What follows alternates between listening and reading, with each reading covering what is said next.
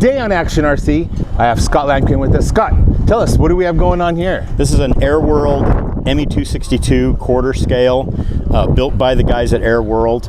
Has a couple JetCat 100s in it, Jetty radio system.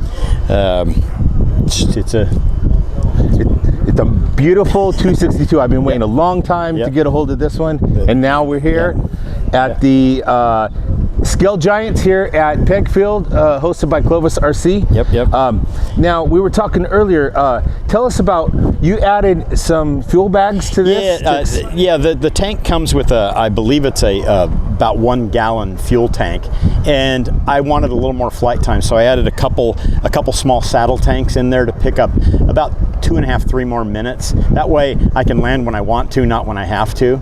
So it didn't change the CG. It bumped it up to where it was just over the LTMA, so it's around 57 pounds now, whereas before it was 54 pounds. So I added 3 pounds of fuel to it, but now I get 9-minute flights if I want. So you have a gyro that's in here. Yes. And which gyro? Right now it's got the iGyro 3E that's programmable through just a little handheld screen.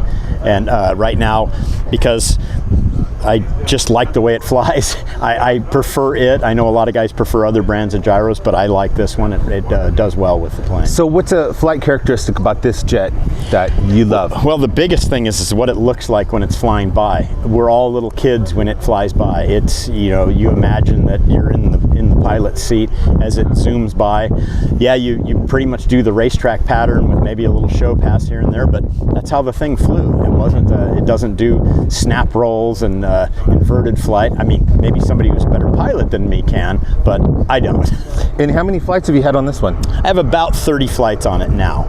I don't know how many flights they had on it in Germany before I bought it, but judging by the time on the engines, I would say they probably have at least 50 flights on it, because the engines are getting close to being timed out and needing service, but I'll have this season out of it and then I'll send them in and get serviced. How reliable are these engines? These JetCats, they're incredibly reliable. I had one flame out and it was due to a pinched fuel line.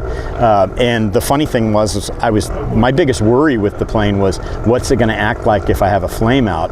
And we didn't really even know that it had a flame out until it got on the ground. It handled a little weird, but it didn't try to flip over on its back and go in. So you were flying it just on a single, and it did fairly well. We lost the left engine. I was still learning the plane, and I had a friend of mine, Jan, flying with me, and I kept saying, there's something weird, the plane feels weird, and he's like, you're crazy. And then I handed him the radio, and he's like, yeah, there's something wrong. And we landed it, and then when we found, once it taxied over, we saw that we have literally one engine going, and you could barely tell there was something wrong.